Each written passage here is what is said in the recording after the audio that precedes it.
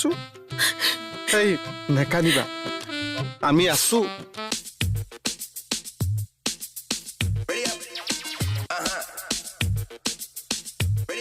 কি কোৱা উস্তাদি মাৰি যে গৈছিলি ছাৰক কম বুলি কলি নে নাই আৰে গৈ নৰলোৱে ডাইৰেক্ট গৈ ছাৰৰ কথাটো কৈছো কি ক'লে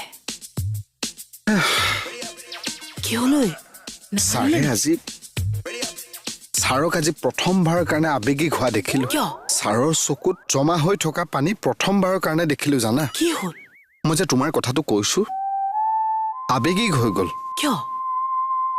সেই ছোৱালী যদিয়ে দিনৰ দিনটো ইয়াত ডিউটি মাৰে ডিউটিত কেতিয়াবা 10টা 11টা বাজি যায় তাৰ পিছত গৈ ভাত ৰান্ধে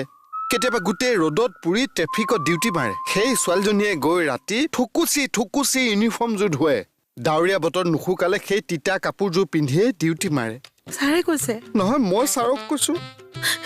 এই নেকানিবা আমি আছো ছাৰে কি ক'লে ছাৰে ক'লে তই যে মোক এই কথাখিনিকে আবেগিক হৈ কলি